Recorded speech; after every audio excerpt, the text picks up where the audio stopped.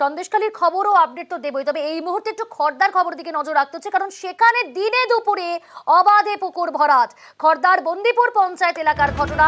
ঈশ্বরীপুর বলাগড়ে মাটি ফেলে চলছে বিঘার পর বিঘা পুকুর ভরাটের কাজ। জমি মাফিয়ার দৌরাত্মেই চলছে পুকুর ভরাট। অভিযোগ, সব জেনেও চুপ প্রশাসন। নিউজ 18 বাংলার ক্যামেরায় উঠে এলো সেই পুকুর ভরাটের ছবি।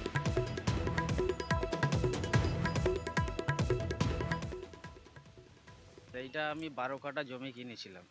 তা 12 কাঠা জমিতে একটা সেট করব বলে তা কলমের গর্ত কেটেছিলাম। ওই কলমের গর্তে মাটিটা স্টকে বেশি হয়ে গেছিলো, সাইডে ঠেলে দিয়েছি। এইটুকু ব্যাস, আর অন্য কিছু ভট কোনো গাড়ি ফাড়ি আসছে এরকম কোনো ব্যাপার নেই। ও আমার জমি না, অন্য লোকের জমি। ওসব কলমের মাটিটা একটুখানি গেছে, বাস যা প্রয়োজন পড়লে আমি তুলে নেব। ওটা ঠিক জানি না কে করছে, আমি ঠিক জানি না। জানলে না, সেরকমই একটা পরিকল্পনা চলছে। এদিকে তদন্তের আশ্বাস। ব্যারাকপুর 2 নম্বর পঞ্চায়েতের পুকুর ভরাটের ঘটনায় শুরু হয়েছে রাজনৈতিক চর্চা। সাধু ব্যবসায়ী এই ধরনের অন্যায় কাজগুলো করছে, আমরা এর তীব্র বিরোধিতা করছি।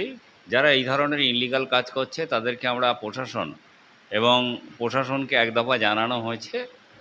আমি আবার ব্যক্তিগতভাবে বা আমাদের দলীয় স্তরে আমি এটা জানাবো, কারণ হচ্ছে এই ধরনের বেআইনি কাজ আমার দল পারমিট করে না, এবং প্রশাসনকে বলবো যে যাতে খুব স্ট্রং একটা অ্যাকশান নেওয়া যায়।